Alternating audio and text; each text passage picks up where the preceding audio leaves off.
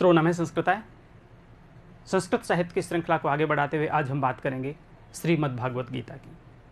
श्रीमद् भागवत गीता वस्तुतः महाभारत का ही एक अंश है। सबसे पहले हमारा सवाल बनता है कि श्रीमद् भागवत गीता है जो कौन से ग्रंथ का अंश है, तो श्रीमद् भागवत गीता को हम महाभारत के अंश के रूप में स्वीकार करते हैं। ठीक है, क्योंकि ऐसी परंपरा रही है, विभिन्न प्रकार से ऐसी परंपरा रही कि जो सार तत्व होता है, ग्रंथ अपने आप में व्यापक है। क्योंकि महाभारत जो है, आप भली भांति जानते हैं कि लगभग 1 लाख श्लोकों के परिमाण वाला महाभारत है, जिसको हम सप्त सहस्री संहिता कहते हैं।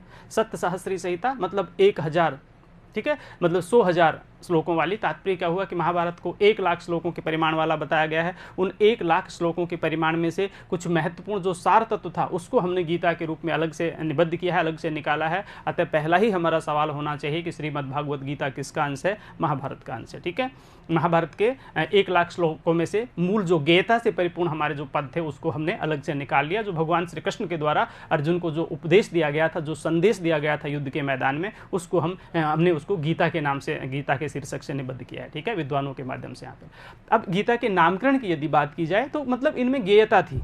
गीता का शाब्दिक अर्थ यदि हम बात करें तो गीता में गेयता थी, मतलब जो पद या जो श्लोक थे वो गा करके बताए गए थे या गाए गए थे, यहाँ पर उपदेश दिया गया था, उसमें गेयता थी। और गेयता से परिपूर्ण जो श्लोक थे उनको हमने अलग से गीता के रूप में निबद्ध कर दिया गया विद्वानों के द्वारा, इसलिए हम उसको आज गीता के रूप में स्वीकार करते हैं। ये परंपरा आगे भी चली है। जैसे यदि हिंदी साहित्य की हम बात करें तो हिंदी साहित्य में, ठीक है, जो मतलब सूरदास की जो कृति थी भ्रमर गीत, उसमें से हमने अलग से निकाला है, मतलब वो भी हमने अब पढ़ा है। सूरसागर में से भ्रमर गीत को हमने अलग से निकाला। 400 जो गेय पद थे शुक्ल के द्वारा निकाला गया। तो मेरा कहने का मतलब ऐसी परंपराएं बहुत रही हैं प्राचीन काल में, ऐसी बहुत सी परंपराएं रही हैं जिनके माध्यम से हम कह सकते हैं कि मतलब किसी मूल पुस्तक में से किसी एक छोटे से अंश को निकाल करके और एक स्वतंत्र पुस्तक का आकार दे देना। तो गीता के साथ भी कुछ ऐसा ही हुआ। ठीक है, यदि हम महाभारत की बात करें तो महाभारत का जो युद्ध था वो 18 दिन महाभारत का युद्ध चला था। हम भली भांति जानते हैं, हम सबको विदित है ये। तो ये भी हमें ध्यान रखना है, क्योंकि जिस हम रचना को पढ़ रहे हैं उसका मूल जो ग्रंथ क्या है वह हमें ध्यान रखना है। ठीक, उसका उपजीव्य क्या रहा है, वह उपजीवी कौन सा ग्रंथ है। ये दोनों चीज़ें आपको संस्कृत में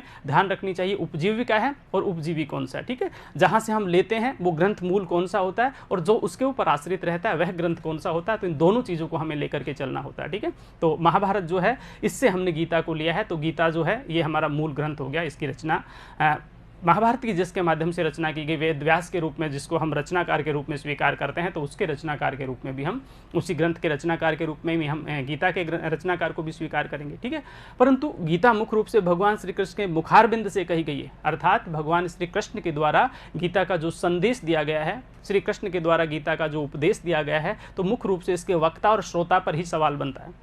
ठीक है, इसके वक्ता कौन है? तो भगवान श्री कृष्ण रहे हैं, और इसके जो श्रोता हैं वो कौन रहे हैं? अर्जुन रहे हैं। ठीक है, कंप्लीट जो गीता है इसमें 18 अध्यायों में से जो सबसे महत्वपूर्ण जो अध्याय है वो दूसरा अध्याय है। गीता के कुल 18 अध्याय में से सबसे महत्वपूर्ण जो अध्याय है वो दूसरा अध्याय है। दूसरे अध्याय को इसलिए महत्वपूर्ण माना गया है विद्वानों के द्वारा क्योंकि जो भगवान श्री कृष्ण का जो मूल संदेश है, जो निष्काम कर्म योग का संदेश है, वह निष्काम कर्म योग का जो संदेश मूल रूप से कहाँ है? गीता में ही निबद्ध किया गया है। ठीक है ना, यानी दूसरे अध्याय में ही निबद्ध किया गया। गीता में तो है ही सारे संदेश, जिसमें हम सांख्य योग की बात करते हैं, हम कर्म योग की बात करते हैं, हम ज्ञान योग की बात करते हैं, यानी सारी की सारी उसमें विराजमान है। ठीक है, मतलब 18 अध्याय में भिन्न भिन्न प्रकार से हमने योगों की चर्चा की, लेकिन जो सबसे महत्वपूर्ण योग है वो सबसे महत्वपूर्ण योग हमारा कौन सा है? वो निष्काम कर्म योग है।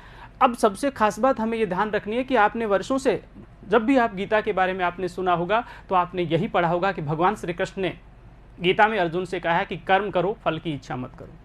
कर्म करो, फल की इच्छा मत करो। मैं भी इस बात का समर्थन करता हूं कि भगवान श्री कृष्ण ने गीता में कहा है कि कर्म करो, फल की इच्छा मत करो, परंतु ऐसा हो नहीं सकता मानव समाज में। ठीक है, हम एक दूसरे दृष्टिकोण से सोचना चाहिए। मैं ऐसा नहीं कि जो परंपरा प्राचीन काल से चली आ रही है उसका विरोध कर रहा हूं, ऐसा नहीं है।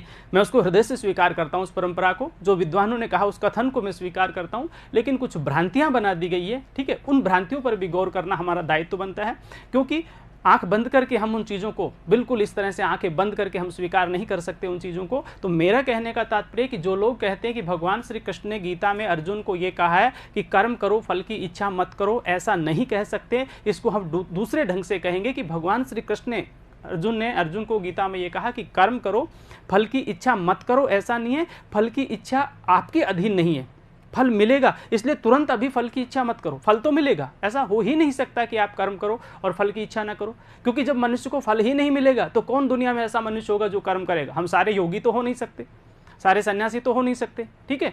तो हम योगी और सन्यासी नहीं हो सकते, तो अलग अलग ढंग से हमारा दृष्टिकोण चलता है। तो श्री कृष्ण ने गीता में यह कहा कि कर्म करो, फल की इच्छा अभी मत करो, इसलिए मत करो कि फल तुम्हारे हाथ में नहीं है। इसीलिए बार बार उन्होंने प्रत्यक्ष पर जोर दिया कि जो आपके सामने है, जो कर्म है ना, उस पर ध्यान दो। जो परोक्ष है, जो आपको अभी दिखाई नहीं देता, पता नहीं कितने दिनों के बाद आपको फल मिलेगा, उस पर गौर क्यों कर रहे हो? वो तुम्हारे अधिकार क्षेत्र में नहीं है। तुम्हारे अधिकार क्षेत्र में क्या है? तुम्हारे अधिकार क्षेत्र में एक ही तो चीज है, कर्म करना। मैं अभी क्या कर रहा हूं? कर्म कर रहा हूं। मेरे अधिकार क्षेत्र में ये कर्म करना, इसका फल कब मिलेगा, कितने दिनों के बाद मिलेगा, कितना आपको समझ में आएगा, कितना आपको समझ में नहीं आएगा, वो उसका फल है। तो फल तो मिलेगा। अगर मुझे पता है कि इसको कोई देखने वाला ही नहीं है, इसको कोई स्वीकार करने वाला ही नहीं है, तो मैं कर्म क्यों करूंगा?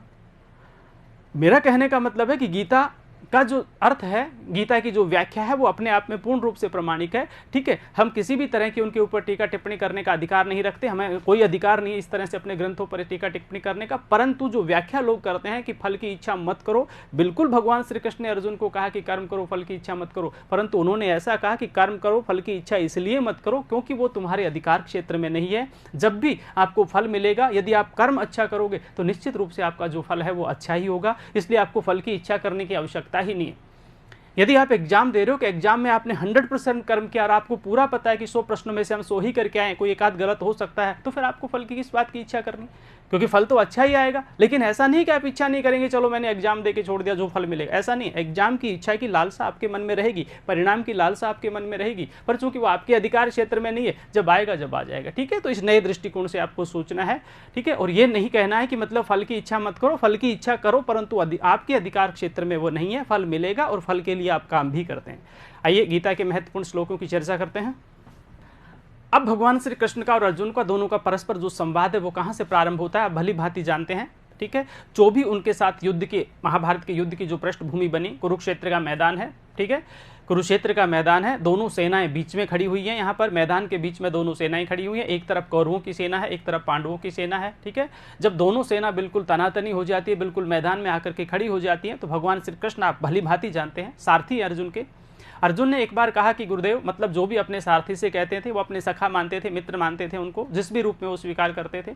चूंकि यहाँ सारथी है तो हम सारथी के रूप में, सूत की भूमिका में ही उन्हें देखते हैं। तो उन्होंने भगवान श्री कृष्ण से कहा कि हे मतलब भगवान, आप मुझे लेकर के चलिए, कि हे ईश्वर, हे भगवान, ठीक है, हे केशव, आप मुझे दोनों सेनाओं के मध्य में लेकर के चलिए। मेरी सेना एक साइड में है, सामने जो है वो प्रत्यक्ष में कुरुओं की सेना खड़ी है, लेकिन आप मुझे दोनों सेनाओं के बीच में लेकर के चलिए, मतलब थोड़ा आगे मुझे लेकर के चलिए, क्योंकि मैं देखना चाहता हूं कि किन लोगों के साथ मुझे युद्ध करना, ठीक है। मैं एक बार नजदीक से उनके दर्शन करना चाहता हूं, क्योंकि सेनाओं का जो है मतलब जो बीच की दूरी है वो अलग अलग है, और दोनों सेनाएं दूर दूर से खड़ी हैं कुरुक्षेत्र मैदान में, ठीक है। कुरुक्षेत्र का मैदान वैसे भी अपने आप में बहुत व्यापक और बहुत बड़ा रहा है, उसका परिमाण बहुत बड़ा है, ठीक है। कभी सौभाग्य मिले तो देखना कुरुक्षेत्र जाकर के, म्यूजियम टाइप बना दिया गया आज उसको। तो कहने का तात्पर्य क्या है कि जब भगवान श्री कृष्ण केशव उनको, अर्जुन को बीच में लेकर के जाते हैं, तो श्री कृष्ण को मतलब अर्जुन को दिखाई देता है कि सामने तो वही काका बाबा मामा चाचा नाना खड़े हुए हैं, ठीक है, मेरे भाई, आपस में हम बंधु ही तो हैं। कौरव और पांडव कोई अलग अलग नहीं थे, परिवार तो एक ही था। तो उन्होंने कहा, भगवान श्री कृष्ण को अर्जुन ने कह दिया कि मतलब केशव, मैं कम से कम इन लोगों पर हथियार नहीं चलाऊंगा। मैं किनको मारूं? मैं किन लोगों को मारूं? जिन लोगों की गोद में मैं खेला हूं, मैं उन लोगों को मारूं, ठीक है। ये सामने मेरे जितने भी परिजन खड़े हैं, मेरे ही परिवार के सदस्य, मैं उन लोगों को मारूं? नहीं। जिन गुरुओं से मैंने शिक्षा ग्रहण की है, मैं अपने जो हथियार है, मैं अपना धनुष बाण जो है, ये जो गांडीव है, मैं उन लोगों पर चलाऊं, ठीक है, जिनसे मैंने शिक्षा ग्रहण की है, ठीक है। ये मेरे भाई सामने जो खड़े हुए हैं, जो दुर्योधन, दुशासन आदि जितने भी लोग थे, ये मतलब मेरे भाई हैं, बचपन के साथी रहे हैं, हम साथ खेले हैं, साथ पढ़े हैं, साथ हमने मतलब पूरे अपने जीवन के बाल्यकाल को गुजारा है, व्यतीत किया है। तो मैं इन लोगों को मारूं? अगर मैं मार भी दूंगा, ठीक है, और इनको मारने के बाद जो गद्दी, राजगद्दी जो मिलेगी, ठीक, उसको मैं स्वीकार नहीं कर पाऊंगा। युधिष्ठिर ने तो ऐसा कहा ही कहा है, परंतु अर्जुन ने भी कम से कम सेनाओं के बीच में खड़े होकर के इस तरह से कहा। तो मेरा कहने का तात्पर्य है, जब हम प्रारंभ करते हैं इस संवाद को, तो इस संवाद में हमें यह स्वीकार करना है। क्या स्वीकार करना है इस संवाद में? हमें इस संवाद के रूप में हम स्वीकार करेंगे कि दोनों सेनाओं के बीच में भगवान श्री कृष्ण ने अर्जुन के रथ को ले जाकर के खड़ा कर दिया। और तब अर्जुन ने कहा, जब रथ को ले जाकर के खड़ा कर दिया, तो अर्जुन ने भगवान श्री कृष्ण से कहा कि हे केशव, मैं कम से कम ये युद्ध नहीं करूंगा। वहां पर क्या अर्जुन कहते हैं और क्या भगवान श्री कृष्ण कहते हैं, इसी संवाद को प्रारंभ करते हैं। आइए गीता में।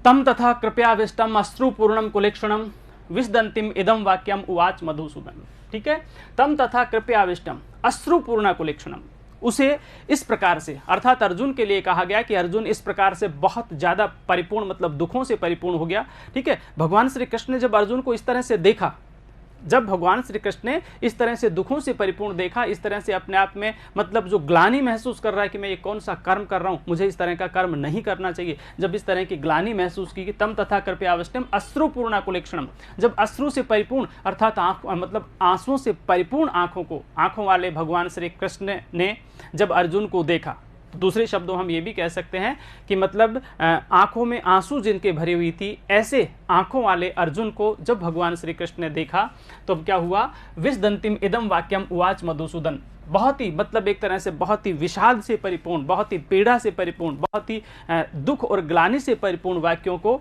इदम उवाच मधुसूदन, मधुसूदन को इस तरह से उन्होंने कहा। सिंपल से रूप में कहेंगे, सामान्य रूप से हम कहेंगे कि अपने आप में ग्लानि महसूस करते हुए अर्जुन ने न जाने किस किस तरह के वचनों को भगवान श्री कृष्ण को कहा, और अपने आप में पूर्ण रूप से पीड़ा से परिपूर्ण होते हुए जब कृष्ण को इस तरह के वाक्य अर्जुन के द्वारा कहे गए, तो अर्जुन और कृष्ण के बीच में जो परस्पर संवाद हो रहा उसी का वर्णन वहां पर किया जा रहा है, आगे किया जाएगा। यहां पर केवल हम कहेंगे कि मतलब विसदंतिम इदम वाक्यम उवाच मधुसूदन, भगवान श्री कृष्ण को इस प्रकार के विषाद से परिपूर्ण, दुखों से परिपूर्ण, पीड़ा से परिपूर्ण वचनों को अर्जुन ने कहा। क्या कहा अर्जुन ने, कुतः त्वा कस्मिदम इसमें समुपस्थितम अनार्यम दुष्टम ऐश्वर्यम अकीर्तिम अर्जुनम। ठीक है, तो इसमें यह कहा गया है कि कुतः त्वा कस्मलम इदम विस्मय सम उपस्थितम अनार्य दुष्टम ऐश्वर्यम अकीर्तिम अर्जुनम, यानी भगवान श्री कृष्ण के द्वारा जब अर्जुन को जो संदेश दिया गया, अर्जुन को जो कहा गया, उसमें केवल यह कहा गया कि हे अर्जुन, इस तरह से तुम क्यों वार्तालाप कर रहे हो। ठीक है, इस तरह से क्यों तुम मूल रूप से, यहां पर मैं एक बात बता देना चाहूंगा कि जो कुछ ऐसे महत्वपूर्ण जो संवाद होते हैं कि जो संवाद मतलब पहले से किए जा रहे हैं, पहले से जो किए जा रहे हैं, कुछ भूमिका वाले जो श्लोक हैं, उन श्लोकों को बीच में यहाँ पर इसलिए छोड़ दिया जाता है क्योंकि वो भूमिका बनाने का, एक लिंक बनाने का काम करते हैं, इसलिए पहले श्लोक में थोड़ा सा मतलब ऐसा लगता है कि ये कहाँ से शुरू किया गया है। लेकिन मूल रूप से जब हम पहले श्लोक की भूमिका मैंने बता दी, भूमिका की बात की कि अर्जुन जब बहुत ज़्यादा परेशान हो जाते हैं, अर्जुन जब दुखी हो जाते हैं, ठीक है, ग्लानि से परिपूर्ण वाक्यों को बोलते हैं, पीड़ा से परिपूर्ण वाक्यों को बोलते हैं, तब भगवान श्री कृष्ण ने अर्जुन को कहना प्रारंभ किया है। वहाँ से प्रारंभ किया जा रहा है। भगवान श्री कृष्ण ने जब अर्जुन को कहना प्रारंभ किया तो क्या कहते हैं भगवान श्री कृष्ण, कुतः त्वाम कस्मलम इदम विस्मय समुपस्थितम, कि क्यों तुम इस प्रकार से ग्लानि से परिपूर्ण वचनों को, इस प्रकार से ग्लानि से परिपूर्ण, दुखों से परिपूर्ण जो है वचनों को कह रहे हो। यह अर्जुन, इस प्रकार से ग्लानि से परिपूर्ण, आत्मग्लानि से परिपूर्ण वचनों को, विषाद से परिपूर्ण वचनों को तुम इस तरह से क्यों कह रहे हो। अनार्य जुष्टम ऐश्वर्गम अकीर्तिकरम अर्जुन, हे अर्जुन, इन सबको हम मिला देंगे, बीच में जो डैश दे दिया यहां पर, इसमें क्या कि अनार्य जुष्टम ऐश्वर्गम, कि हे अर्जुन, तुम जो कर रहे हो ना ये अनार्य है, अर्थात आर्यों के द्वारा इस तरह का व्यवहार करना नहीं, उचित नहीं है। ये तो तुम जो भी कर रहे हो वो अनार्य लोगों की भांति काम कर रहे हो यहाँ पर, अर्थात आर्य श्रेष्ठ जनों को कहा गया और अनार्य ऐसे लोगों को कहा गया जो श्रेष्ठ नहीं होते, जिनका आचरण श्रेष्ठ नहीं होता। तो यहाँ पर यही कहने का प्रयास किया गया कि हे अर्जुन, तुम जो भी कुछ कर रहे हो वह अनार्य है, अर्थात उसको तुम्हें इस तरह से अनार्य लोगों की भांति कार्य नहीं करना चाहिए। ऐश्वर्यम मतलब वो स्वर्ग को प्राप्त करने के योग्य नहीं है। तुम क्षत्रिय हो और क्षत्रिय का दायित्व बनता है किस तरह से वो किस तरह की चर्चा करे, ठीक है, किस तरह का व्यवहार करे, इस तरह मतलब तुम नहीं कर सकते, ये स्वर्ग को प्राप्त करने के योग्य नहीं है। और अकीर्तिकरम अर्जुनम, और हे अर्जुन, यह पूर्ण रूप से अकीर्तिकर है, अर्थात इससे तुम्हारी कीर्ति जो है वो पूर्ण रूप से धूल में मिल जाएगी, तुम्हारा जो सम्मान है वो समाप्त हो जाएगा, अतः तुम इस प्रकार का आचरण मत करो। भगवान श्री कृष्ण ने अर्जुन से कह दिया। क्लेवम मास में गमे पार्थ ने एतव्यम व्युत्पद्यते क्षुद्रम हृदयम दौर्बल्यम त्यक्त्वा उत्तिष्ठ परंतप है। और भगवान श्री कृष्ण के द्वारा अर्जुन को कहा गया कि अर्जुन, इस तरह का तुम विषाद क्यों कर रहे हो। क्लेवम मास में गम, तुम इस प्रकार की मतलब कापुरुषता को क्यों प्राप्त हो रहे हो, ठीक है, इस प्रकार की नपुंसकता को तुम क्यों प्राप्त हो रहे हो, भगवान श्री कृष्ण के द्वारा अर्जुन को कहा गया है। और पार्थ, हे पार्थ, पार्थ अर्जुन के लिए पर्यायवाची है, न एतव्यम व्युत्पद्यते, हे पार्थ, हे अर्जुन, इस तरह का व्यवहार तुम्हें उचित नहीं है, इस तरह का जो व्यवहार तुमने उत्पन्न किया है ना ये उचित नहीं है। आप जैसे महापुरुषों को इस तरह का व्यवहार जो होता है वो शोभा नहीं देता, इसलिए क्षुद्रम हृदयम दौर्बल्यम त्यक्त्वा, क्षुद्रम, क्षुद्र यानी तुच्छ, छोटी, क्षुद्रम हृदयम दौर्बल्यम त्यक्त्वा, अपने हृदय की क्षुद्रता को त्याग करके, अपने हृदय की, ठीक है, अंदर की मतलब जो एक तुच्छ प्रवृत्ति तुम्हारे अंदर आ गई है, ठीक, एक हीन भावना तुम्हारे अंदर जो आ गई है, इस तुच्छ प्रवृत्ति को त्याग करके, इस हीन भावना को त्याग करके, और त्यक्त्वा उत्तिष्ठ परंतप, हे परंतप मतलब निश्चित रूप से तुम उसको त्याग करके और उत्तिष्ठ अर्थात उठो। ठीक है। परंतप का शाब्दिक अर्थ होता है दूसरों को पीड़ा देने वाला। अलग अलग ढंग से व्याख्या की जाती है। हमें ये देखना है कि अर्जुन के लिए आता है, ये कृष्ण के लिए आता है, ये किसके लिए आता है, ठीक है। क्योंकि कई बार परिस्थितियां, शब्द एक ही होता है लेकिन परिस्थितियां बदल जाती है। तो निष्कर्ष के रूप में यदि हम तीनों श्लोकों की बात करें तो यह कहेंगे, तम तथा कृपया आविष्टम अश्रुपूर्णम किलक्षणम विषदंतिम इदम वाक्यम उवाच मधुसूदन। उसे इस प्रकार से, मतलब ग्लानि से परिपूर्ण, आंसुओं से परिपूर्ण आंखों वाला देख करके, विषाद से परिपूर्ण आंखों वाला देख करके, और भगवान श्री कृष्ण ने अर्जुन से इस प्रकार से कहा, अर्जुन से भगवान श्री कृष्ण ने अर्जुन से इस प्रकार से कहा कि ए अर्जुन, क्यों इस प्रकार के तुम मतलब ग्लानि को प्राप्त हो रहे हो, क्यों तुम विषम आचरण को प्राप्त हो रहे हो, तुम्हारा व्यवहार अनार्य है, तुम्हारा जो व्यवहार ये स्वर्ग को प्राप्त नहीं करवाने वाला है, तुम्हारा व्यवहार तुम्हारी कीर्ति को नष्ट करने वाला अर्जुन, अतः ऐसा आचरण मत करो। क्यों तुम इस तरह से नपुंसकता को प्राप्त हो रहे हो, क्यों तुम इस तरह से हीन भावना को प्राप्त हो रहे हो, हे पार्थ, इस तरह का आचरण तुम्हारा उत्पन्न करना शोभा नहीं देता। इसलिए अपने हृदय की क्षुद्रता को, अपने हृदय की दुर्बलता को त्यागो और युद्ध करने के लिए उत्तिष्ठ हो जाओ, अर्थात युद्ध करने के लिए खड़े हो जाओ। तो भगवान श्री कृष्ण के द्वारा अर्जुन को इस प्रकार युद्ध करने के लिए तैयार किया गया है, ठीक है। हम गीता की बात कर रहे हैं, हमारा प्रसंग जो है वो गीता चल रहा है, और गीता में मुख्य रूप से हम बात कर रहे हैं किसकी, भगवान कृष्ण के द्वारा दिए गए अर्जुन को जो उपदेश दिया गया उस उपदेश की हम बात कर रहे हैं, ठीक है। आगे देखिए, अब भगवान श्री कृष्ण ने तो अर्जुन को कह दिया 3 श्लोकों के माध्यम से, ठीक है। प्रारंभ में श्लोकों में कृष्ण के द्वारा अर्जुन को कह दिया गया है कि इस तरह का जो आचरण करना है वो उचित नहीं है, क्यों तुम ग्लानि से परिपूर्ण हो रहे हो, क्यों तुम पीड़ा से परिपूर्ण हो रहे हो, ठीक है। प्रारंभ हमने कहां से किया ये आपको ध्यान रखना है। प्रारंभ हमने वहां से किया कि जहां पर जो है अर्जुन पूर्ण रूप से ग्लानि से परिपूर्ण होते हैं, अर्जुन अपने आप में ये कह देते हैं कि मुझे युद्ध नहीं करना है, तब वहां से अर्जुन को भगवान श्री कृष्ण कहना प्रारंभ कर दे हैं कि हे अर्जुन, तुम इस प्रकार के जो वाक्यों को बोल रहे हो, इस प्रकार तुम जो कह रहे हो, पीड़ादायक जो वाक्यों को बोल रहे हो, अपने मन में पीड़ा है, अपने मन में ग्लानि है, ठीक है, इस तरह का आचरण तुम्हें नहीं करना चाहिए, शोभा नहीं देता, ये कापुरुषों का काम है। यदि तुम ऐसा करोगे तुम्हें स्वर्ग की प्राप्ति नहीं होगी, तुम्हारी कीर्ति नष्ट हो जाएगी, ठीक है, तुम अनार्य कहलाओगे, आर्य नहीं कहलाओगे। इसलिए अपने हृदय की क्षुद्रता को, अपने हृदय की दुर्बलता को त्यागो और युद्ध के लिए तैयार हो जाओ, ठीक है। पिछली स्लाइड में 3 श्लोकों में हमने देखा इस तरह भगवान श्री कृष्ण ने अर्जुन को तैयार कर दिया। अब आगे अर्जुन क्या कहते हैं देखते हैं। कथम अहम भीष्मम सख्ये द्रोणम च मधुसूदन यूसिम प्रतिम्योत्स्यामि पूजा अर्हा अरिसूदन, ठीक है। भगवान श्री कृष्ण को कहा गया कि हे अरिसूदन, हे मधुसूदन, अरे यानी दुश्मन होता है, ठीक है, हे मधुसूदन, हे अरिसूदन। तो ये भी पूछा जा सकता है कि ये जो अरिसूदन है ये किसके लिए आया है, ये जो मधुसूदन आया है ये किसके लिए आया है, ये जो परंतप शब्द है ये किसके लिए आया है यहाँ पर, पार्थ किसके लिए आया है यहाँ पर, ठीक है, कौन्तेय किसके लिए आया है यहाँ पर। तो जो भी आपको श्लोक पढ़ाए जा रहे हैं उन श्लोकों में आपको देखना है कि जो शब्द है ये किसके लिए आया हुआ है, क्योंकि यहाँ से प्रश्न बन रहे हैं आपके, यहाँ से प्रश्न बन रहे हैं। उन प्रश्नों को आपको बताना है यहाँ पर कि भाई ये शब्द किसके लिए आया है, ये प्रश्न यहाँ पर किसके लिए आया है, वही बात यहाँ पर आपको बताई जा रही है, देखना है यहाँ पर। तो देखिए, कथम भीष्मम अहम सख्ये द्रोणम च मधुसूदन, भगवान श्री कृष्ण को संबोधित करते हुए अर्जुन के द्वारा कहा गया कि अर्जुन, कथम यानी किस प्रकार, भीष्मम कैसे मैं भीष्म को, अहम यानी मैं किस तरह से भीष्म को, द्रोण को, ठीक है, इन सबको मार दूं, अर्थात जिन गुरुओं से मैंने शिक्षा ग्रहण की है, ठीक है, जिन मित्रों के साथ मैं खेला हूं उनको कैसे मार दूं, किस तरह से मैं द्रोण को मार दूं, किस तरह से मैं भीष्म को मार दूं, किस तरह मैं अपने सखों को, अपने मित्रों को मैं मार दूं, उनके ऊपर मैं हथियार चलाऊं, जिनके साथ मेरा पूरा जीवन गुजर गया अभी तक का, जब से मैं मतलब अपने आप को जानने लगा हूं, समझने और पहचानने लगा हूं, तब से मैं इन लोगों के साथ रह रहा हूं। ये गुरुजन, इन्होंने मुझे शिक्षा दी है, पिता तुल्य, इनको मैं स्वीकार करता हूं, ठीक है, मैं इनके ऊपर अपने बाण चलाऊं।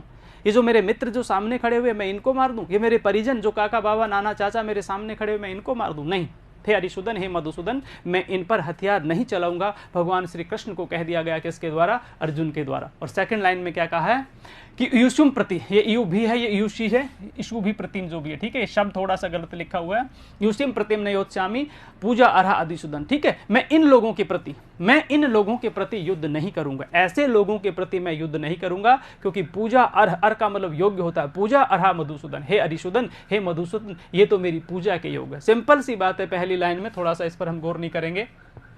पहली लाइन में कहा गया है कि ये जो लोग हैं ये मेरे पूर्वज हैं, ये मेरे बड़े हैं, ठीक है, ये मेरे गुरु हैं, ये मेरे सखा हैं, ये मेरे मित्र हैं। तो ये जितने भी लोग मेरे सामने खड़े हुए हैं मैं इनके ऊपर हथियार नहीं उठाऊंगा, मैं इनके ऊपर मतलब अपने बाणों का संधान नहीं करूंगा, लक्ष्य निशाना नहीं बनाऊंगा मैं इनको, क्योंकि ये सभी मेरे लिए मेरे पूजा के योग्य हैं। ऐसा संदेश जब भगवान श्री कृष्ण ने उनको दिया अर्जुन को युद्ध के मैदान में, तो अर्जुन ने उत्तर में ये श्लोक कह दिया, क्या कह दिया कि मैं ऐसा नहीं करूंगा, मतलब मैं युद्ध नहीं करूंगा। सिंपल सी बात है, साधारण सी बात है।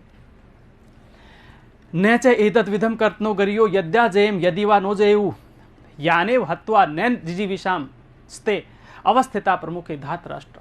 मतलब उन्होंने कहा कि जो मेरे सामने खड़े हैं, पहली बात तो मैं इनके ऊपर हथियार चलाऊंगा नहीं, मैं इनके साथ युद्ध करूंगा नहीं, और यदि मैं युद्ध करता भी हूं, यदि इन लोगों के साथ मैं युद्ध करता भी हूं, तो मतलब ये कौन जानता है इसका परिणाम क्या होगा इस युद्ध का, कि कौन जीतेगा, वे जीतेंगे या मैं जीतूंगा, ये भी हम नहीं जानते। मैं युद्ध भी कर लूं, ठीक है, और उसके उपरांत भी पता नहीं परिणाम किस पक्ष में चला जाए, पता नहीं परिणाम किस पक्ष में चला जाए, तो मतलब क्या है, इतिहास तो सदा सदा के लिए मुझे कलंकित कर देगा कि अर्जुन ने इस तरह से किया। एक तरफ वो धनुर्धर महाधनुर्धर योद्धा, गांडीव जैसे धनुष को धारण करने वाले, और दूसरी तरफ दुनिया वाले न जाने मुझे क्या कहेंगे, तो मैं तो कम से कम इनके साथ युद्ध नहीं करूंगा। और ये जो धातराष्ट्र खड़े हैं, मतलब ये जो धृतराष्ट्र के पुत्र मेरे सामने खड़े हैं, दुर्योधन आदि, दुशासन आदि, धृतराष्ट्र के पुत्र मेरे सामने खड़े हैं, इनको मार करके मैं मतलब क्या, मैं राज्य को भोगना भी नहीं चाहता। मतलब मैं अपने ही इन भाइयों को मार करके हम इस तरह से राज्य को भोगना नहीं चाहते। यदि हम महाभारत को देखते हैं, कई बार हम लोगों ने सुना है कि जो महाभारत है, मतलब उसमें जो प्रवृत्तियां हैं, उसका जो शासन काल था, उसकी जो सामाजिक व्यवस्था थी वो बहुत अच्छी नहीं थी, ठीक है। रामायण का जो काल था वो बहुत अच्छा था। रामायण का भाई एक भाई के लिए 14 साल के लिए वनवास में चला गया, और महाभारत के भाइयों ने क्या 1 इंच जमीन तक उनको नहीं दी, 5 गांव तो दूर की बात थी। यहाँ पर इस तरह के प्रसंग हमने सुने। मतलब महाभारत कालीन जो समाज था वो सुदृढ़ श्रेष्ठ नहीं था, बिल्कुल महाभारत कालीन जो समाज है वो इतना आचरण से परिपूर्ण नहीं था, इतना श्रेष्ठ नहीं था। परंतु मैंने कहा कि ये भी एक सोचनीय विषय है, ये भी एक सोचने का बिंदु है कि आप देखिए कि मतलब किस तरह से ये लोग आचरण कर रहे हैं। ठीक है, जो गलत लोग होते हैं, बुरी प्रवृत्ति के लोग होते हैं, वो तो हर काल में होते हैं, ऐसा तो नहीं है कि वो महाभारत काल में ही थे। ठीक है, इस तरह के भाई रामायण काल में भी रहे होंगे। क्या रामायण काल में बाली और सुग्रीव के साथ ऐसा नहीं हुआ? मैं नकारात्मकता नहीं बताना चाहता, पर मैं आपको बताना चाहता हूं कि इस तरह के लोग तो हर काल में रहे। हर काल में क्या इस तरह के लोग रहे? क्या रामायण काल में मतलब स्वार्थ के लिए लोगों ने काम नहीं किया? क्या रामायण में जो लोग हैं, जो श्रेष्ठ लोग हैं रामायण के, क्या उन लोगों ने स्वार्थ के लिए अपना काम नहीं किया? वहां भी स्वार्थ था, यहां भी स्वार्थ है। मैं सिर्फ ये कहना चाह रहा हूं कि नकारात्मक चीजों को छोड़ देना चाहिए, और जो पॉजिटिव तथ्य, जो सकारात्मक बिंदु है, हमें उनको ग्रहण करना चाहिए। अतः महाभारत काल में भी श्रेष्ठ आचरण वाले लोग थे। अर्जुन अभी जो बात बता रहा, अर्जुन अभी जो कह रहा है कि मेरे भाई है, ये मेरे रिश्तेदार है, ये मेरे सगे संबंधु हैं, ये मेरे गुरु लोग हैं, मैं इनके साथ में मतलब युद्ध नहीं करूंगा, और ये जो मेरे सामने भाई जो दुश्मन बन करके जो भाई खड़े हैं, ये मर भी जाएंगे, ठीक है, और मुझे राज्य मिल भी गया तो कम से कम मैं उस राज सत्ता को भोगूंगा नहीं, अर्थात मैं उस राजगद्दी पर नहीं बैठूंगा। क्या यहां से हमें प्रेरणा नहीं मिलती? हम यदि भाइयों को नकारते हैं कि महाभारत के भाई अच्छे नहीं थे, तो क्या महाभारत के भाई अपने कजिन्स के लिए, अपने चाचाओं के पुत्रों के लिए, अपने ताऊओं के पुत्र के लिए, अपने गुरुजनों के लिए, अपने काका मामा बाबा नाना चाचा के लिए इस प्रकार की जो बात कर रहा है, क्या वहां से हमें प्रेरणा नहीं मिलती? हर जगह से हमें प्रेरणा मिल सकती है। यदि हम सकारात्मक दृष्टिकोण रखेंगे तो हर जगह से हमें प्रेरणा मिल सकती है। ये बातें मैं इसलिए बता रहा हूं क्योंकि महाभारत के लोगों ने एक छवि खराब कर दी है कि महाभारत जो है वो अच्छा नहीं है। यहां तक कि मतलब एक ऐसी व्यवस्था चली कि लोगों ने महाभारत को घर में रखवाना तक बंद कर दिया कि रामायण घर में रखिए और महाभारत को घर में मत रखिए, यहां पर कलह होता है। इस तरह की मानसिकता हमारी बना दी। ठीक है, इसके पीछे बहुत बड़ी साजिश थी। ये बहुत बड़ी साजिश ये थी कि महाभारत में एक जुनून और जोश था।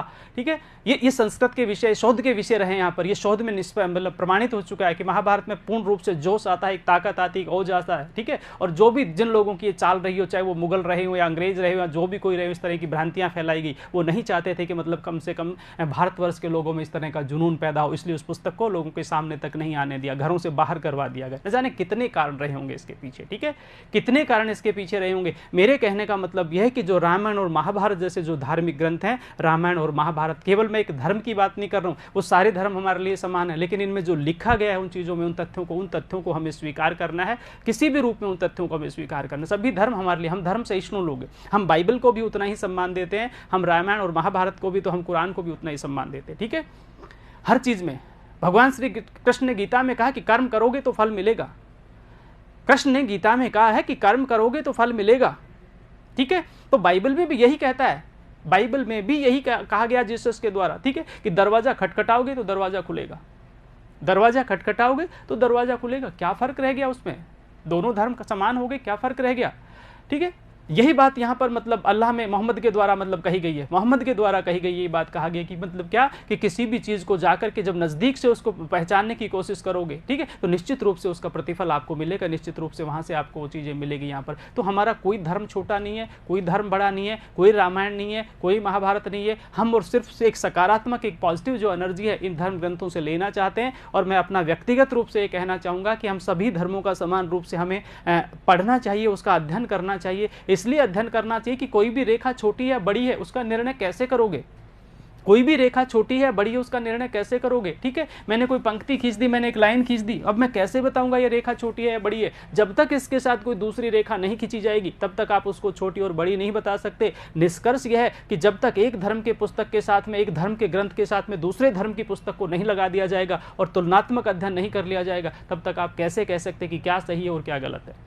ये मैं विषय से संबंधित बात आपको बता रहा हूं यहाँ पर, ठीक है। मैं विषय को इतर नहीं ले जाने का प्रयास कर रहा, ये विषय से संबंधित बता रहा हूं, गीता से संबंधित बता रहा हूं। और इसलिए सारे उदाहरण मैंने दिए हैं क्योंकि महाभारत को लेकर लोगों ने भ्रांतियां फैला दी गई है, श्री कृष्ण के संदेश को लेकर भ्रांतियां फैला दी गई है, गीता के उपदेश को लेकर के भ्रांतियां फैला दी गई है कि कहा गया है कि कर्म करो फल की इच्छा नहीं। नहीं, हमें कर्म करना है। महाभारत का जो कर्म हुआ था उसके पीछे भी बहुत बड़ा फल था, ठीक है। जिन भगवान श्री कृष्ण ने कहा कि कर्म करो फल की इच्छा मत करो, उन भगवान श्री कृष्ण ने भी फल के लिए ही जो है वो महाभारत की भूमिका बनाई थी यहाँ पर, ठीक है। अतः भगवान श्री कृष्ण और अर्जुन के बीच चलने वाले संवाद की हम बात कर रहे हैं।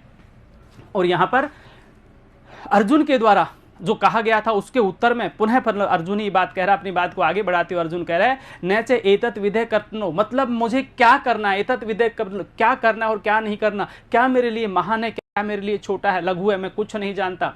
यद्वा जयम यदि वा नो जय, यदि मुझे विजय प्राप्त होगी या फिर मुझे विजय प्राप्त नहीं होगी, मैं तो यह भी नहीं जानता। मैं तो यह भी नहीं जानता कि मेरे लिए अब क्या करणीय है और मेरे लिए क्या अकरणीय है। मैं तो यह भी नहीं जानता कि मुझे विजय प्राप्त होगी या फिर मुझे विजय प्राप्त नहीं होगी, मैं तो यह भी नहीं जानता, ठीक है। जब इन दोनों ही चीज़ों के बारे में मुझे नहीं पता तो फिर मुझसे युद्ध क्यों करवा रहे आप केशव? मैं युद्ध नहीं करना चाहता, ठीक है। आगे कहता है यानेन हत्वा नैन जिजीविषाम ते अवस्थिता प्रमुख धातराष्ट्र, यानेन हत्वा न जिजीविषा, जिजीविषा जीने की इच्छा होती है। इन लोगों को मार करके, ये जो लोग मेरे सामने खड़े हुए हैं ना, इन लोगों को मारकर तो मेरी जीने की इच्छा भी नहीं है। भाई भगवान केशव कृष्ण मधुसूदन हरिसूदन, जिन लोगों पर आप बाण चलाने की बात कर रहे हो, जिन लोगों पर आप मारने की कोशिश कर रहे हो, मरवाने की कोशिश कर रहे हो मेरे हाथों से, ठीक है। शैली का तात्पर्य मतलब, मेरा कहने का मतलब है भगवान श्री कृष्ण को जब कहा गया अर्जुन के द्वारा इस तरह से, तो वो मतलब न जाने किस तरह से प्रलाप अर्जुन ने किए होंगे, कितनी तरह से प्रलाप। हालांकि एक भाषा की गरिमा होती है, ठीक है, तो हम गरिमापूर्ण जब भाषा में हम बात करेंगे तो यही कहेंगे कि भगवान श्री कृष्ण को अर्जुन ने कहा होगा, किस तरह से कहा होगा कि ईश्वर आप चाहते हैं कि मैं इनके ऊपर बाण चलाऊं, आप चाहते हैं कि मैं इनको मारूं, आप चाहते हैं कि मतलब मेरा बाण जो है इनका संधान करे, तो ऐसा नहीं हो सकता। क्यों नहीं हो सकता? क्योंकि इन लोगों को स्थिता प्रमुखे धृतराष्ट्र, ये जो धृतराष्ट्र के पुत्र मेरे सामने खड़े हुए हैं, इन लोगों को मारने के उपरांत याने हत्वा न जिजीविषाम, इनको मारने के उपरांत तो मेरी जीने की भी इच्छा शेष नहीं रह जाएगी। मतलब निष्कर्ष के रूप में ये कहा गया कि भगवान श्री कृष्ण को अर्जुन ने कह दिया कि जो मेरे भाई बंधु मेरे सामने खड़े हैं, मैं इनको नहीं मारना चाहता और मैं मार भी दूंगा, ठीक है। तो मुझे परिणाम के बारे में नहीं पता कि परिणाम किधर जाएगा, इधर जाएगा, उधर जाएगा, और वैसे भी इन लोगों को मारकर मैं राज्य को भोगना नहीं चाहता, राज्य की सत्ता का आनंद नहीं लेना चाहता, अतः मैं इनके ऊपर हथियार नहीं चलाऊंगा। आगे देखते हैं। एवं उक्त्वा ऋषिकेशे गुडाकेशे परंतपे न योत्स्य इति गोविंदम उक्त्वा तुष्णीम बभू, ठीक है। अंत में निष्कर्ष के रूप में अर्जुन ने भगवान श्री कृष्ण से कह दिया कि भाई कुछ भी हो जाए केशव, मैं युद्ध तो नहीं करने वाला। तो यही कहा गया एवं उक्त्वा ऋषिके, एवं उक्त्वा ऐसा ऊपर जो भी कह दिया, एवं उक्त्वा ऐसा कह करके हे ऋषिकेश, हे गुडाकेश, हे परंतप, ठीक है। ये सारे के सारे संवाद अपने को ध्यान रखना, ये उपमाएं आपको ध्यान रखनी है, ये किसके लिए उपमा दी गई है आपको ध्यान रखना है, क्यों उपमा दी गई है आपको ध्यान रखना है, कब उपमाएं दी गई है आपको ध्यान रखना है। तो भगवान श्री कृष्ण के लिए, ठीक है, भगवान श्री कृष्ण के लिए अर्जुन के द्वारा कहा गया है, क्या कहा गया है कि मतलब एवं उक्ता ऋषिकेश गुड़ाकेश परंतप, है कि हे ऋषिकेश, हे गुड़ाकेश, हे परंतप, निश्चित रूप से, ठीक है, निश्चित रूप से मैं युद्ध नहीं करूंगा। ऊपर वाली बात एवं उक्त्वा का मतलब ऐसा ऊपर जो कहा गया उसका वर्णन किया गया है, न योत्स्यम, मैं युद्ध नहीं करूंगा, न योत्स्य अर्थात मैं युद्ध नहीं करूंगा, इति गोविंदम उक्त्वा, ऐसा गोविंद को कह करके, अर्थात भगवान श्री कृष्ण को ऐसा कह करके, कैसा कह करके कि मैं युद्ध नहीं करूंगा। हे गुड़ाकेश, हे परंतप, हे भगवान श्री कृष्ण, ठीक है, इनके अलग अलग मीनिंग है, ठीक है। ऋषियों के द्वारा आराधनीय रहे, यहाँ पर नींद को जीतने वाले रहे, यहाँ पर परंतप का मतलब परायों पर तप अर्थात मतलब शत्रुओं को पीड़ित करने वाले रहे, शत्रुओं को आनंद पहुंचाने वाले रहे। अरिशुदन शत्रुओं को आनंद पहुंचाने वाला है यहाँ पर। ये अलग अलग ढंग से इनका मीनिंग, कब कहाँ इसका क्या अर्थ लगेगा मैंने बताया कि आपको ध्यान रखना है। जब हम व्याख्या करते हैं, जब हम अनुवाद करते हैं, जब हम सरलार्थ करते हैं, तो कौन से शब्द का प्रयोग कहाँ पर क्या हुआ, ये आपको ध्यान रखना है, ये आपको पकड़ना है, ठीक है। या फिर जहाँ से भी हमारी पीडीएफ में आप पढ़ते हैं या फिर जो भी आपके पुस्तक है, जो भी आपके पास चीज़ें हैं, उनमें आपको मीनिंग को देखना है कि ये परंतप का अर्थ क्या होता है, ठीक है। ये गुड़ाकेश किसके लिए शब्द आया, नींद को जीतने वाला गुड़ाकेश किसको कहा गया यहाँ पर, ठीक है। ऋषिकेश किसको कहा गया यहाँ पर। तो ये सारी की सारी चीज़ें आपको ध्यान रखनी है। पुनः एक बार मैं रिपीट करता हूँ, दोहरा देता हूँ। एवं उक्त्वा ऋषिकेश गुड़ाकेश परंतपे न योत्सय इति गोविंदम उक्त्वा तूष्णीम बभू। इस प्रकार से कह करके कि हे ऋषिकेश, हे गुड़ाकेश, हे परंतप, न योत्सय, मैं युद्ध नहीं करूंगा, गोविंदम भगवान श्री कृष्ण को ऐसा कह करके, और तूष्णीम बभू अर्थात वह चुप हो गए। अर्जुन चुप हो गया कि भगवान कुछ भी हो जाए परंतु मैं युद्ध तो नहीं करने वाला, ठीक है। इसलिए मैं युद्ध नहीं करूंगा क्योंकि ये सब मेरे सगे संबंधी हैं, ये सब मेरे परिजन हैं, ये मेरे गुरु हैं, ये मेरे भाई हैं, ये मेरे मित्र हैं, ये मेरे सखा हैं, ठीक है। पूरा जीवन अभी तक जो मैंने जिया है वो इनके साथ जिया है, और इस तरह से मैं इनके ऊपर हथियार नहीं चला सकता, मैं गांडीव नहीं चला सकता, ठीक है। और एक ऐसी स्थिति आ जाती कि भगवान श्री कृष्ण के सामने ही अर्जुन के हाथ से जो गांडीव, उनका जो धनुष होता है, ठीक है, वह धनुष जो होता है वो छूट करके गिर जाता है यहाँ पर, ठीक है। ऐसी स्थितियां भी महाभारत में दर्शाई गई हैं। तो जब महाभारत में इस तरह की स्थितियां दर्शाई गई है, उसका उल्लेख यहां पर किया गया है। तम उवाच ऋषिकेश प्रसन्न भारत सेन और उभय विषिदंतम इदम बचा, ठीक है। अभी तक बोल रहे थे कौन, अर्जुन बोल रहे थे। अभी तक सबसे पहले बोलना प्रारंभ किया था किसने, जहां से हमारी शुरुआत की थी उस स्थिति को अपने को ध्यान रखना है कि भगवान श्री कृष्ण ने देखा कि अर्जुन तो बहुत ज्यादा पीड़ा से परिपूर्ण हो गए, तो भगवान श्री कृष्ण ने अर्जुन से कहा कि अर्जुन क्यों इस तरह से तुम कायरता कर रहे हो, क्यों इस तरह से तुम अपने आप को क्लेवल को प्राप्त करवा रहे हो, ठीक है, क्यों तुम नपुंसक जैसी स्थिति को प्राप्त हो रहे हो, क्यों तुम कायरता दिखा रहे हो, तुम्हें ऐसा नहीं करना चाहिए। यदि तुम ऐसा करोगे तो तुम्हारी कीर्ति नष्ट हो जाएगी, ठीक है, तुम्हारा सम्मान नष्ट हो जाएगा, तुम्हारा क्षत्रिय धर्म जो है वह नष्ट हो जाएगा, तुम्हें ऐसा नहीं करना है यहाँ पर। फिर भगवान श्री कृष्ण के उत्तर सुन करके, ठीक है, अर्जुन ने कहना प्रारंभ किया कि किन पर हथियारों की बात करते हो, किनके साथ युद्ध करने की बात करते हो, ये लोग जो मेरे परिजन हैं, मैं इनके साथ युद्ध नहीं करूंगा, ठीक है। यदि मैं मर भी गया, ठीक है, तो भी मुझे कोई ग्लानि नहीं होगी। इस तरह का वर्णन जो है भगवान श्री कृष्ण के सामने अर्जुन ने कर दिया। और पिछले श्लोक में तो ऐसा कह दिया कि तूष्णीम बभू, अब तो बोलना तक बंद कर दिया अर्जुन ने कि भगवान मैंने कह दिया, हे परंतप, हे गुड़ाकेश, हे ऋषिकेश, मैं युद्ध नहीं करूंगा, और इतना कह करके चुप हो गए। जब चुप हो जाते हैं तो भगवान श्री कृष्ण फिर पुनः उनको मतलब समझाते हैं, और क्या समझाते हैं देखिए। तम उवाचा ऋषिकेश से प्रसन्न भारत है। उसके बाद ऋषिकेश अर्थात भगवान श्री कृष्ण के द्वारा अर्जुन को समझाया गया कि प्रसन्न भारत है, हे भारत प्रसन्न हो जाओ। भारत अर्जुन को कहा गया, अर्जुन के लिए पर्यायवाची शब्द है कि भारत खड़े हो जाओ, प्रसन्न हो जाओ, आपको तो खुश होना चाहिए। सैन्यों और उभयोर मध्य विषिदंतम इदम बचा। सैन्यों और उभयोर, उभय यानी दोनों, सैन्यों सेना, सैन्यों और उभयोर मध्य, दोनों सेनाओं के बीच में इस तरह विषाद से परिपूर्ण वचन आपको शोभा देते हैं। भगवान श्री कृष्ण के द्वारा अर्जुन से कहा गया कि अर्जुन खड़े हो जाओ, प्रसन्न हो जाओ, हे भारत उठो, अपने आप को ग्लानि से रहित करो, अपने मन को मजबूत बनाओ, अपने मन को दृढ़ संकल्प वाला बनाओ, ठीक है, अपने संकल्प को दृढ़ और मजबूत करो। और दोनों सेनाओं के बीच, सैन्यों उभयोर मध्य, उभय यानी दोनों, सैन्यों उभयोर मध्य, दोनों सेनाओं के बीच में तुम इस तरह की बात करते हो। यहाँ पर दोनों सेनाओं के बीच में वो क्या है, तुम्हें दोनों सेनाओं के बीच में इस तरह का आचरण नहीं करना चाहिए, ठीक है। खड़े होइए और खड़े होकर के युद्ध के लिए तैयार हो। इस तरह से जो विष से परिपूर्ण अर्थात विषाद से परिपूर्ण इदम वचन, इस तरह के जो वचन है ये तुम्हारे जैसे वीरों को शोभा नहीं देते, तुम्हारे जैसे महान योद्धाओं को शोभा नहीं देते। इसलिए उठो और युद्ध के लिए तैयार हो जाओ। ऐसोचा ननु ऐसोच्वम प्रज्ञावादा से भासते गतासु नगतासु धन सोचंती पंडिता। क्या बताया गया कि बात तो तुम बड़ी बड़ी करते हो। भगवान श्री कृष्ण के द्वारा अर्जुन को कहा गया कि अर्जुन क्या कर रहे हो, ये तुम बात तो बहुत बड़ी बड़ी करते हो, बात तो मतलब विद्वानों जैसी करते हो, बात तो तुम बुद्धिमानों जैसी करते हो, और तुम्हारा आचरण तो बिल्कुल कायरों की भांति हो गया, ठीक है। गतासु अगतासु पंडिता अनुशोचंती, ठीक है। गतासु का मतलब किसके प्राण रहेंगे, किसके प्राण चले जाएंगे, कौन सी वस्तु इस संसार में रहेगी, कौन सी वस्तु इस संसार से चली जाएगी, ठीक है। आंसू यानी प्राण होते हैं, तो मतलब कौन इस संसार में जीवित रहेगा, कौन इस संसार से चला जाएगा। इस तरह की बातें, इस तरह का आचरण, इस तरह का जो व्यवहार है, ये पंडितों के द्वारा, बुद्धिमानों के द्वारा नहीं किया जाना चाहिए। भगवान श्री कृष्ण के द्वारा अर्जुन को समझाया जा रहा है। वक्ता भगवान श्री कृष्ण, श्रोता अर्जुन है। देखते हैं यहाँ पर, ऐसोचा ननु ऐसोच्वम, असोचा अर्थात तुम्हें सोच नहीं करना चाहिए। ननु, ननु का मतलब निश्चय, ये मतलब निपात लग गया, ठीक है। असोचत्वम, निश्चित रूप से जो असोच है अर्थात निश्चित रूप से जो सोचनीय नहीं है, निश्चित रूप से जिसके विषय में नहीं सोचा जाना चाहिए उसके विषय में तुम क्या सोच कर रहे हो, विचार कर रहे हो। और प्रज्ञावादास्य भासते, और प्रज्ञावान की तरह तुम भाषण देते हो। प्रज्ञा बुद्धि होती है, मतलब बुद्धिमान व्यक्ति की तरह तुम भाषण दे रहे हो, प्रज्ञावान व्यक्ति की तरह तुम क्या कर रहे हो, भाषण दे रहे हो, ठीक है। महान लोगों के समान तुम भाषण दे रहे हो, और तो जो नहीं सोचना चाहिए उसके बारे में तुम सोच विचार कर रहे हो, ये तो गलत बात है, ठीक है। और आगे कहा गया कि गतासून अगतासून, मतलब ठीक है, गतासून अगतासून नानुशोचंती पंडिता, इस जो है बीच में इसको हम हटा देंगे। ये कुछ तरह से कई बार क्या है, जब ये हम लगा देते हैं फिर हमारी स्थितियां क्लियर नहीं हो पाती, कौन से शब्द में ए है और कौन से शब्द में ए नहीं है, ये हमें दिखाई नहीं देता। तो हमें ये भी थोड़ा सा ध्यान रखना है, कहाँ गतासु कहाँ गतासु। तो यहाँ पर हमें ये ध्यान रखना है कि कौन इस संसार में जीवित है, कौन इस संसार में जीवित नहीं रहेगा, किसके प्राण बचेंगे, किसके प्राण चले जाएंगे, ठीक है। ये विचार हमारा करने का है ही नहीं, और बुद्धिमान व्यक्ति तो इस बारे में कभी विचार ही नहीं करते। तो यही कहा गया कि नयन सोचंती पंडिता, पंडित यानी बुद्धिमान, जो बुद्धिमान लोग हैं, जो महान लोग हैं, जो सोच विचार कर काम करने वाले लोग हैं, वो तो इस तरह से क्या गतासु अर्थात कौन रुकेगा और कौन चला जाएगा, ठीक है। इस संसार में इनके विषय में सोच विचार नहीं करते पंडित लोग, अतः आपको भी नहीं करना चाहिए। भगवान श्री कृष्ण के द्वारा कहा गया, किसको कहा गया, अर्जुन को कहा गया है। हम गीता पढ़ रहे हैं, मुख्य रूप से गीता का हमारा दूसरा अध्याय चल रहा है। गीता के दूसरे कुल 18 अध्याय में से दूसरे अध्याय की हम चर्चा कर रहे हैं, और दूसरे अध्याय में मुख्य रूप से हम वर्णन किसका कर रहे हैं, भगवान श्री कृष्ण और अर्जुन के मध्य दोनों सेनाओं के बीच में कुरुक्षेत्र के मैदान में जो सेनाएं खड़ी हुई है उनके बीच में भगवान श्री कृष्ण ने अर्जुन का रथ ले जा करके रख दिया, ठीक है, खड़ा कर दिया। और वहां पर अर्जुन जो है अपने गांडीव को छोड़ करके और नीचे बैठ जाते हैं वहां पर अपने रथ में, और भगवान श्री कृष्ण से कहते हैं कि हे भगवान, हे केशव, मैं कम से कम युद्ध नहीं करूंगा क्योंकि ये मेरे मित्र हैं।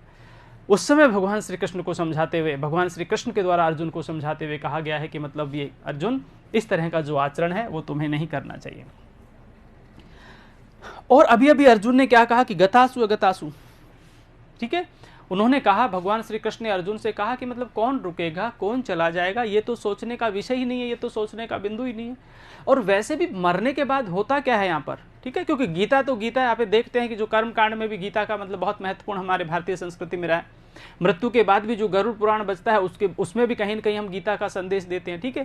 तो यही कहा गया है कि जब व्यक्ति चला जाता है, इस दुनिया को छोड़ के चला जाता है, तो वहां पर भी लोग यही कहते हैं, क्या है, ये तो मिट्टी थी, चली गई, पुनः जन्म ले लिया। पुनर्जन्म में जो है ये गीता विश्वास करती है, ठीक है। सनातन परंपरा जो है ये पुनर्जन्म में विश्वास करती है। तो यहाँ कुछ ऐसा ही भगवान श्री कृष्ण के द्वारा अर्जुन को कहा गया कि अर्जुन मतलब क्यों सोच विचार कर रहे हो, ये जो शरीर है हमारा, ये शरीर तो नाशवान है। अगर कोई व्यक्ति चला भी गया, अगर कोई व्यक्ति मर भी गया, दोनों पक्षों में से कोई मर भी गया, तो क्या हो गया, ये तो आत्मा तो जो है अंदर, ये तो अजर अमर है ना, ये शरीर तो नाशवान है, ठीक है। तो उसी नाशवान शरीर के माध्यम से समझाने का प्रयास किया गया है कि देहिनो अस्मिन यथा देहे कौमारम यौवनम जरा तथा देहांतरम प्राप्ति और धीरम तत्र न मुयति। देहिनो अस्मिन यथा देहे कौमारम यौन जरा, कि हमारी जो देही है, देही का मतलब आत्मा को कहा गया और देह यानी शरीर को कहा गया। बहुत महत्वपूर्ण युगल है, ध्यान रखना। पुनः अपनी बात कर बता रहा हूं मैं। यहां पर दो शब्द आए, देखिए, एक तो आया देहिनो, ये जो देही है ये है आत्मा है, और ये जो देह है ये शरीर है, ठीक है। मतलब देही और देह में फर्क है, यहाँ पर ये ध्यान रखना है। देही और देह, देही किसके लिए है, आत्मा के लिए है, और देह किसके लिए है, शरीर के लिए। देह तो शरीर हम कॉमन यूज भी करते हैं, कॉमन भाषा में, मतलब सामान्य भाषा में हम इसका प्रयोग भी करते हैं।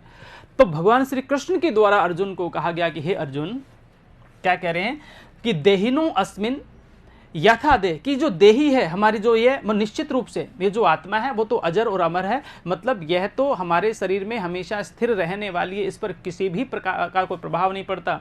देहे कौमारम यौवनम जरा, हमारी देह में अर्थात हमारे शरीर में जब क्या होता है, जब कौमार आता है अर्थात कुमारावस्था, किशोरावस्था आती है, युवावस्था आती है, और जरा यानी वृद्धावस्था आती है, ठीक है। किशोरावस्था आती है, युवावस्था आती है, वृद्धावस्था आती है देह में, और थोड़े दिनों के बाद ये देह जो है वो नष्ट हो जाता है, शरीर जो है वो नष्ट हो जाता है।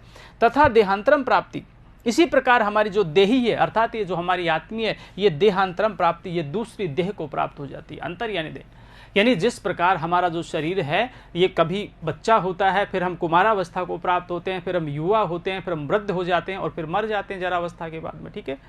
जब हम मर जाते हैं उसके बाद में, तो हमारा जो नश्वर शरीर है, ये शरीर तो किसी दूसरी मतलब शरीर को प्राप्त हो जाता है, ठीक है। मतलब शरीर तो नष्ट हो गया, लेकिन जो देही है ये तो किसी दूसरी शरीर को प्राप्त हो गई, ये आत्मा तो अजर और अमर है। उसी प्रकार से कहा गया कि देहा तथा अंतरम प्राप्ति हमारी जो मतलब जो आत्मा है ये निश्चित रूप से किसी दूसरे देह को प्राप्त हो जाती है, लेकिन धीर तत्र न मोह्यति, लेकिन जो धैर्यशाली व्यक्ति हैं वो इसके प्रति मोहित नहीं होते, इसके प्रति आकर्षित नहीं होते, इसके बारे में अधिक सोच विचार नहीं करते। सामान्य और मोटे तौर पर यदि मैं इसका अर्थ बताऊं अंतिम श्लोक का, तो इसके अंतिम श्लोक का यही शरीर का मतलब इसका अर्थ हुआ कि जिस प्रकार मनुष्य का शरीर नश्वर है, लेकिन ये शरीर जो होता है ये बदलता रहता है।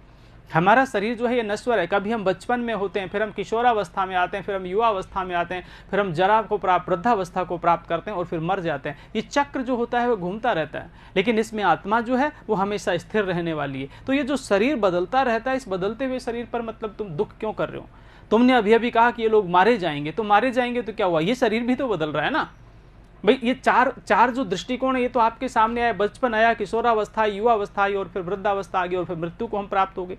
ठीक है, तो जब ये शरीर तुम्हारा परिवर्तित हो रहा है, तो वो शरीर अर्थात वो शरीर भी यदि मर गया और मर करके उस चक्र को प्राप्त हो गया, तो फिर उसमें मोह करने की आवश्यकता क्या है? उसके प्रति आकर्षित होने की आवश्यकता ही नहीं होनी चाहिए, क्योंकि वह जो शरीर है वह तो नश्वर है। और यही नश्वर शरीर मतलब इसी नश्वर शरीर का संदेश देने की बात यहाँ पर भगवान श्री कृष्ण के द्वारा अर्जुन को बताई गई है। ठीक है, तो केवल यही कहा गया कि तुम्हें इस प्रकार से सोच विचार नहीं करना चाहिए। आगे देखते हैं। नासतो विद्यते भाव न अभाव विद्यते सतः उभयोरपि दृष्टोअंत तो तत्वदर्शी भी। ठीक है, न असतो विद्यते, जो असत्य है वह कभी विद्यमान नहीं। मतलब सच्चाई क्या है पता ही नहीं आपको।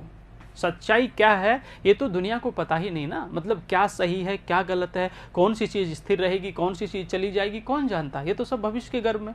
कोई जो तत्वदर्शी व्यक्ति है वह तो जानता है, जो तत्व को जानता है, जो रहस्य को जानता है, जो मर्म को जानता है, वह तो इन सब चीजों को जानता है। परंतु सामान्य जन तो इस व्यक्ति की इसके बारे में नहीं जानता ना। तो मैं तुम्हें जो बात बता रहा हूं, भगवान श्री कृष्ण तो तत्वदर्शी थे, तो अर्जुन को कहा कि अर्जुन मैं तुम्हें जो बात बता रहा हूं, मैं तुम्हें जो संवाद तुम्हारे साथ जो कर रहा हूं, तो कम से कम उस पर तो तुम्हें विश्वास करना चाहिए। तो यही बात यहाँ पर भगवान श्री कृष्ण के द्वारा अर्जुन को समझाई गई है। न अस्तो विद्यते, अर्थात जो असत है वह भी विद्यमान नहीं है। ठीक है, विद्यते भाव न अभाव विद्यते सत्य, और न कभी अभाव का विद्यमान यहाँ पर है। कहने का तात्पर्य क्या हुआ कि सत्य भी यहाँ पर नहीं है और असत्य भी यहाँ पर नहीं है। मतलब न सत्य आपको दिखाई देता है, न असत्य का आपको अभाव दिखाई दे रहा है। मतलब सच्चाई क्या है ये तो किसी को नहीं पता ना। ठीक है, पर मैं तुम्हें जो बता रहा हूं कम से कम उस बात पर तो तुम्हें गौर करना चाहिए ना। कृष्ण के द्वारा अर्जुन को यही कहा गया, तो केवल यही कहा गया है कि न असतो विद्यते, जो असत्य वह विद्यमान नहीं है। भावो न भावो विद्यते सत्य। ठीक है, और जो अभाव है उसकी भी आपको विद्यमान यानी सत्ता विद्यमान नहीं है। जो है वह भी नहीं है, जो नहीं है वह भी है, अर्थात जो अभाव है वह भी तो आपको दिखाई नहीं दे रहा। तो वास्तविकता क्या है, ये वास्तविकता तो किसी को पता ही नहीं। केवल यही बात बताने की कोशिश की है। उभयोपि दृष्टो अंत है।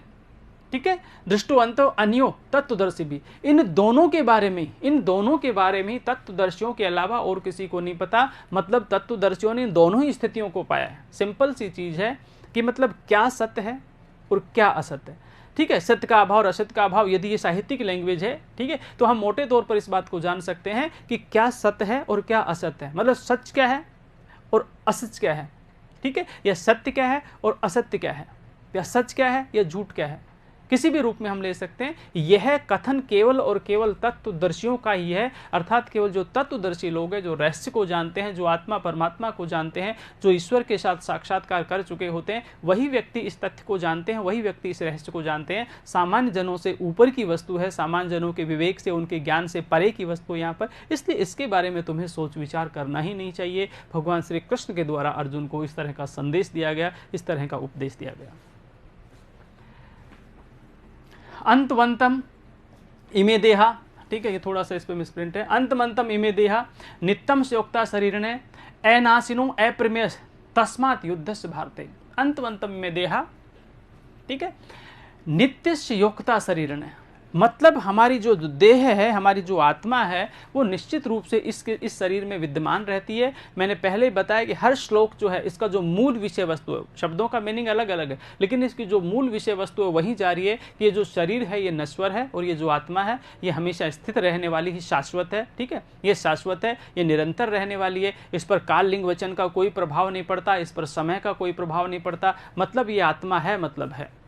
ठीक है, तो ये केवल यही बात यहाँ पर बताई गई है कि अंतवंत इमे देहा नित्य संयोक्ता, मतलब नित्य संयोक्ता शरीर ने अनाशिनो अप्रियस तस्मात् युद्ध से भारता। मतलब ये जो शरीर है, शरीर जो है ये तो नित्य जो है वो नष्ट होने वाला, ये शरीर तो नित्य नष्ट होने वाला, आज है कल नहीं रहेगा। ठीक है, पहले भी नहीं था, ठीक है, उसके बाद कुछ समय के लिए आया ये शरीर, इसका अस्तित्व इस दुनिया में रहा और उसके बाद में सदा सदा के लिए समाप्त हो गया, चला गया यहाँ पर। तो केवल यही बात बताई गई है कि भाई मतलब जो देह है, जो ये शरीर है, ये तो आज है और कल नहीं रहेगा, परंतु ये जो है अनासिनो अप्रमेयस, लेकिन जो इसके अंदर जो आत्मा है, इसके अंदर जो, तो वह निश्चित रूप से मतलब क्या है, अनासिनो, उसका कभी नाश नहीं होता, ठीक है, वह तो अप्रमेय है किसी भी प्रकार से, वह तो सब चीजों से परी है। तो भी यदि इस परिस्थिति को भी तुम जान लेते हो, यदि इस परिस्थिति को भी तुम स्वीकार कर लेते हो या इस सच्चाई को स्वीकार कर लेते हो, तो भी हे भारत तुम्हें युद्ध करना चाहिए। तो यही कहा गया है, मतलब ठीक है, तस्मात् युद्धस्त भारत है, इसलिए हे अर्जुन, हे भारत, तो भी तुम्हें युद्ध करना चाहिए। अर्थात सिंपल सी चीज है यहाँ पर कहा गया है कि यदि इन दो तथ्यों को तुम जान लेते हो, कौन से दो तथ्यों को जान लेते हो, कि जो आत्मा है वो अजर और अमर है, हर काल में रहने वाली है, शरीर जो है नश्वर है, यदि इन दो तथ्यों को भी तुम जान लेते हो तो भी तुम युद्ध करने के योग्य हो। क्यों? क्योंकि यदि ये लोग मरेंगे तो भी इनका शरीर तो है नश्वर है, आज नहीं तो कल ये नश्वर शरीर तो जाने वाला है, फिर अपने धर्म को भी तुम कलंकित क्यों कर रहे हो, अपने व्यक्तित्व को भी तुम कलंकित क्यों कर रहे हो, ठीक है, अपने आचरण पर भी तुम क्यों दाग लगा रहे हो यहाँ पर। तो इस तरह का वर्णन किया गया कि जो होना है वो तो होना है, जो होना है वो होकर के रहेगा। जब आत्मा अजर है, आत्मा हमेशा है, आत्मा शाश्वत है, अयम मतलब शाश्वत रहने वाली है, निरंतर रहने वाली है, शरीर नश्वर है, तो फिर मतलब ये होना है तो आज ही क्यों नहीं हो जाए, आज नहीं तो कल ये स्थितियां तो होगी। लेकिन फिर अपने आप को भी तुम क्यों मतलब दुखी कर रहे हो और अपने आप को भी तुम मतलब क्यों अंदर से पीड़ित कर रहे हो, क्यों अपने आप में तुम ग्लानि महसूस कर रहे हो। इसलिए हे अर्जुन खड़े हो, हे भारत खड़े हो और युद्ध के लिए तैयार हो जाओ। पुनः फिर आत्मा के बारे में कहा गया कि न जायते म्रियते व कदाचित नायम भूत्वा भविता न भूये अजो नित्यम शाश्वतो अयम पुराणो न हन्यते हन्य माने शरीर। यहाँ पर भगवान श्री कृष्ण ने अर्जुन को आत्मा का संदेश देते हुए कहा कि आत्मा अजर और अमर है, आत्मा अजर और अमर है, तो तुम्हें किसी भी प्रकार से शोक नहीं करना चाहिए। जब आत्मा अजर है, जब आत्मा अमर है, तो तुम्हें शोक नहीं करना चाहिए। क्यों? क्योंकि यह तो न कभी जन्म लेती है न कभी मरती है। भाई तुम्हारा सबसे बड़ा युद्ध न करने का तर्क क्या है? तुम यही कहना चाहते हो कि इन लोगों को मैं नहीं मारूंगा। तो अर्जुन को भगवान श्री कृष्ण ने कहा कि तुम होते कौन हो मारने वाले? क्या तुम सोच रहे हो कि तुम आत्मा को मार दोगे? नहीं मार सकते। जब तुम आत्मा को नहीं मार सकते तो किसको मारोगे? तुम शरीर को मारोगे, और शरीर तो वैसे भी नश्वर है, आज नहीं तो कल मरेगा। तुम ऐसे कैसे कह सकते हो कि मेरे माध्यम से काम हो रहा? तुम्हारे माध्यम से कुछ नहीं हो रहा, तुम तो सिर्फ और सिर्फ मतलब एक चुन लिए गए हो। यहाँ पर जो होना है वो तो होगा, ठीक है, तुम्हारा और मेरा इसमें कोई फर्क नहीं होता किसी भी तरह से। बस तुम्हारा कर्तव्य है युद्ध करना। तुम्हारे सामने जो सेना है वो दुश्मन के रूप में खड़ी हुई है। तुम ऐसा क्यों देखते हो कि ये मेरे भाई बंधु हैं? अगर ये तुम्हारे भाई बंधु होते तो आज ये दोनों सेना इस तरह युद्ध करने के लिए तैयार होती। अगर तुम जिनको भाई बंधु मानते हो, तुम कहते हो कि ये मेरे गुरु हैं, अगर तुम उनको गुरु मानते हो और सच में यदि वो तुम्हारे गुरु हैं, ठीक है, मतलब भावार्थ के रूप में जा रहा, अगर वो सच में तुम्हारे गुरु हैं तो मतलब क्या वो दुश्मन की तरफ से लड़ते रहे होंगे? वो एक अलग दृष्टिकोण। ये युद्ध का मैदान है, ठीक है, ये युद्ध का मैदान है। यहाँ रिश्ते नहीं चलते, यहाँ पर नाते नहीं चलते, ठीक है, ये गुरु शिष्य परंपरा यहाँ पर नहीं चलने वाली है। आप अपने राज्य में जैसे भी थे, अपने घर में जैसे भी थे रहे होंगे, वहां पर वो आपके गुरु थे, भाई थे, आपके परिजन थे वहां पर। लेकिन यहाँ पर दोनों सेनाएं जो है वो दुश्मन के रूप में खड़ी हुई, एक पक्ष में दूसरी सेना है, दूसरे पक्ष में दूसरी सेना। तो यहाँ पर रिश्ते नातों को निभाने की कोशिश न करें। अर्जुन को भगवान श्री कृष्ण के द्वारा बार बार यही कहा गया है और कह रहा है कि तुम जिसके लिए शोक कर रहे हो वह आत्मा तो अजर और अमर है। उसी आत्मा का संदेश देते हुए यहाँ पर कहने का प्रयास किया गया। देखिए, न जायते म्रियते व कदाचित, ये प्रियते है, ये म्रियते है। न जायते म्रियते व कदाचित, अर्थात ये आत्मा न कभी जन्म लेती है, यह आत्मा न कभी मरती है। कदाचित यानी कभी, यह आत्मा न कभी जन्म लेती है, यह आत्मा न कभी मरती है। ठीक है, ये भी एक सवाल होगा कि आत्मा स्त्रीलिंग में चलती है, पुल्लिंग में चलती है। यहाँ पर फिलहाल मैं मतलब इसमें आपको जिस ढंग से पढ़ा रहा हूँ शैली, उस शैली से आपको याद करना है। फिर हम ये भी एक समस्यात्मक प्रश्न आपके लिए छोड़ेंगे कि आत्मा कौन से लिंग में चलती है। नायम भूत्वा भविता न भूये, नायम भूत्वा, न मतलब ये पहले थी, ठीक है, भूत्वा भविता न भूये, ठीक है, ना ये पहले थी, ना ये वर्तमान में है, ना भविष्य में रहेगी यहाँ पर। ठीक है, कहने का तात्पर्य क्या है कि मतलब न अयम भूता, तो इस तरह से ना अयम भूतवा भविता व न भूये, यहाँ पर ये तात्पर्य केवल है कि मतलब ये पहले भी थी, ये अब भी है और भविष्य में भी रहेगी। तुम नहीं जानते कि भविष्य में ये कहाँ थी, किस स्थिति, भूतकाल में किस स्थिति को प्राप्त थी, वर्तमान समय में ये किस स्थिति को प्राप्त है और भविष्य में ये किस स्थिति को प्राप्त होगी, ऐसा तुम नहीं जानते। लेकिन ये तो अजर और अमर है ना। मतलब ऐसा तो नहीं कि ये पहले कभी जन्मी थी, अब इसकी मृत्यु होगी और फिर कभी जन्म ले लेगी, ऐसा तो कभी है ही नहीं। तो ये तो हमेशा अजर और अमर रहने वाली है, ये तो हमेशा एक स्थिति में रहने वाली है। तो यही कह रहा है कि अजो नित्यम शाश्वतो अयम पुराणो, यह नित्य है, यह शाश्वत है, शाश्वत यानी प्राचीन काल से निरंतर रहने वाली। अयम पुराणो, यह सबसे प्राचीन है, ठीक है। न हन्यते, हन्य माने शरीर में, न तो ये मरती है, न तो ये मरती है और हन्य मारे शरीर, और न ही शरीर में किसी भी प्रकार से इसे मारा जा सकता है।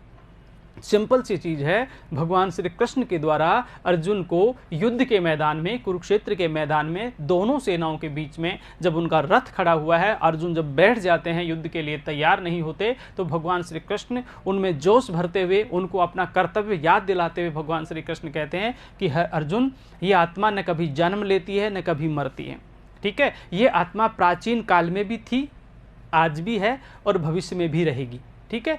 इसलिए यह नित्य है, यह शाश्वत है, ये पुराण है, हमेशा रहने वाली है। इसलिए न तो कभी इसको मारा जा सकता है और न कभी शरीर में मरती है। अतः आत्मा के प्रति शोक करना बंद करो, उठो, अपने कर्तव्य का पालन करो, दृढ़ संकल्पवान हो, अपने गांडीव को उठाओ, अपने धनुष को उठाओ और अपने शत्रुओं के ऊपर प्रहार करो। क्योंकि ये निश्चित रूप से ये समय जो है, ये यहाँ पर मतलब पीड़ा का, इस तरह लोगों को पीड़ा दिखाने का नहीं है, इस तरह हीनता दिखाने का नहीं है, इस तरह अपने आप पर ग्लानि महसूस करने का नहीं है। ये जोश का समय है, ये उत्साह का समय है, ये वीरता का समय है, ये शौर्य दिखाने का समय है। और इस तरह अपनी ताकत को पुनः एक बार इकट्ठा करो और युद्ध के लिए तैयार हो जाओ। भगवान श्री कृष्ण के द्वारा अर्जुन को इस तरह का संदेश युद्ध के मैदान में, कुरुक्षेत्र में दिया जा रहा है। हम गीता पढ़ रहे हैं और मुख्य रूप से गीता के दूसरे अध्याय की हम चर्चा कर रहे हैं। यहाँ पर मूल रूप से सारे विषय को हम समेटने का प्रयास यहाँ पर कर रहे हैं, क्योंकि हमारा जो मूल जो विषय है वह है भगवान श्री कृष्ण और अर्जुन के मध्य जो परस्पर संवाद है, उस संवाद को स्वीकार करना, उस संवाद को पहचानना,